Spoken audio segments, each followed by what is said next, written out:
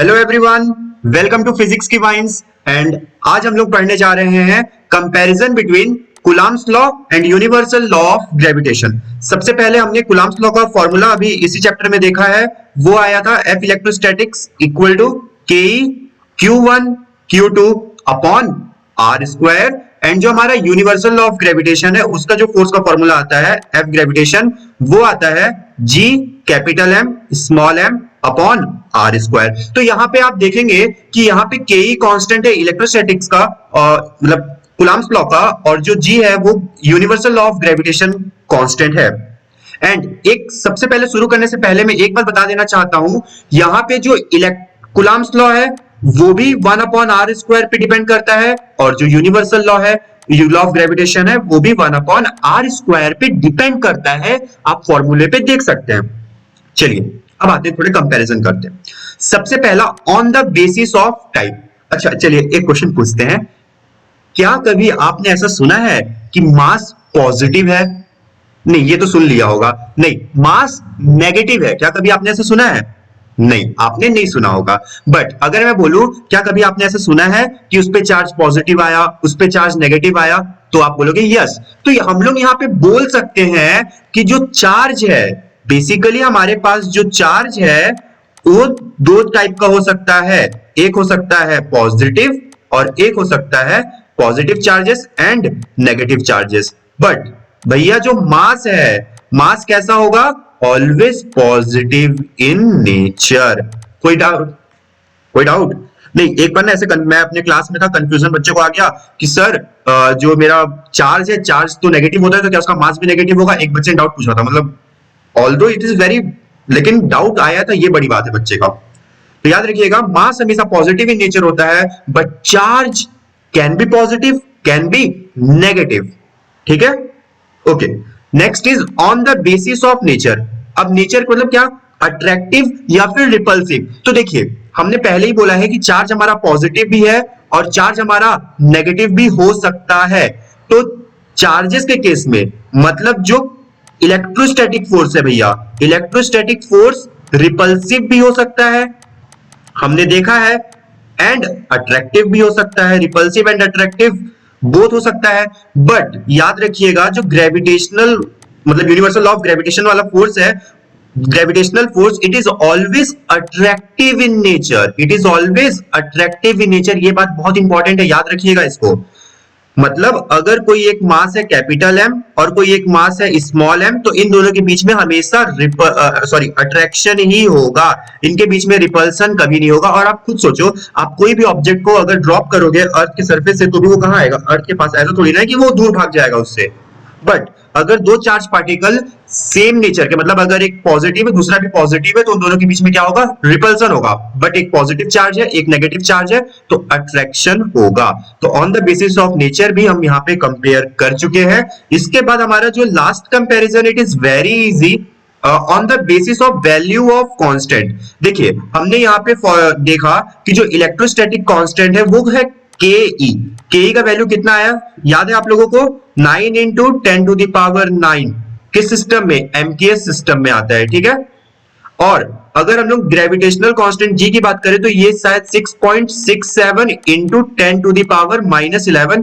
ये भी आपका एमकेएस सिस्टम में ही बात कर रहा हूं मैं। एमकेएस मतलब बोलो, metre kilogram second, metre kg second में।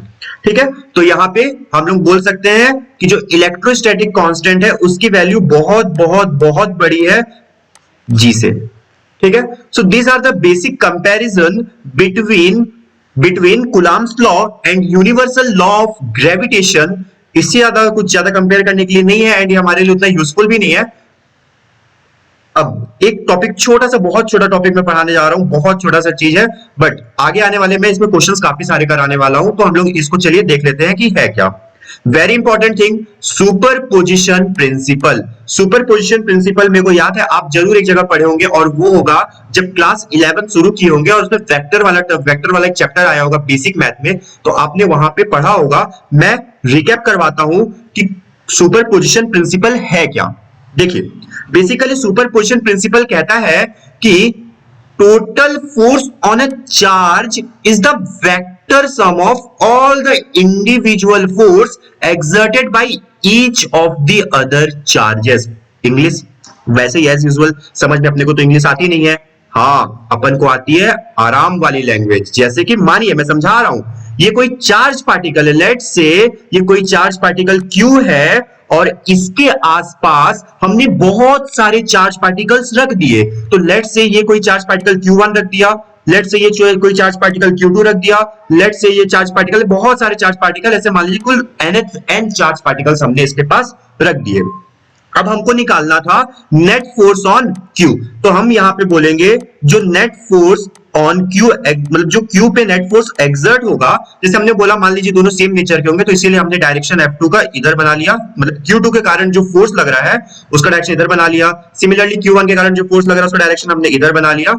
अब देखिए सुपरपोजिशन प्रिंसिपल कहता है कि यदि किसी चार्ज पार्टिकल पे बहुत सारे चार्जेस के कारण अगर फोर्स लग रहा है तो जो नेट फोर्स होगा वो होगा इंडिविजुअल चार्जेस के कारण जो फोर्स लग रहा है उनका वेक्टर सम।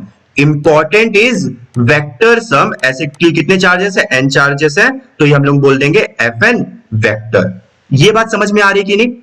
तो ये हमने यही सुपरपोजिशन प्रिंसिपल है and it is very easy कि अगर किसी चार्ज पार्टिकल पे आपको बहुत, मतलब किसी एक चार्ज पार्टिकल के पास बहुत सारे चार्ज पार्टिकल्स रखे हुए हैं और अगर उस चार्ज पार्टिकल पे आपको नेट फोर्स चाहिए, उस चार्ज पार्टिकल पे आपको नेट फोर्स चाहिए, तो आप इंडिविजुअल चार्जेस के कारण जो फोर्स उस पर एक्सर्ट हो रहा है उनका वेक्टर सम कर दीजिए, वही नेट फोर्स के बराबर होगा।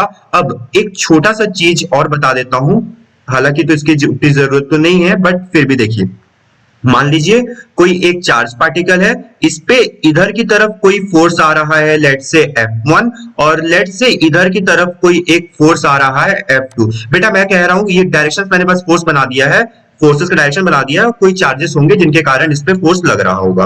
अब देखिए इन दोनों के बीच में तो F1 इधर लग रहा है, F2 इधर लग रहा, तो जो F रिजल्टेंट आएगा बेटा वो कितना आएगा? आप बोलोगे sir it will be F1 vector plus F2 vector. और मेरे ख्याल से आप सभी लोगों ने पढ़ा होगा इसका जो फॉर्मूला आता है, अगर हम लोग मैग्नीट्यूड वाइज बात करें तो it is equal to F1 square, मतलब मैग्नीट्यूड का square, F1 square plus F2 square plus 2F1 F2 cos theta.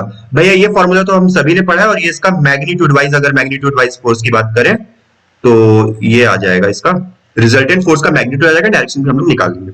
ठीक है, so this was I think very easy part और ये हमने सुपरपोजिशन प्रिंसिपल भी हमने यहाँ पे कवर कर लिया।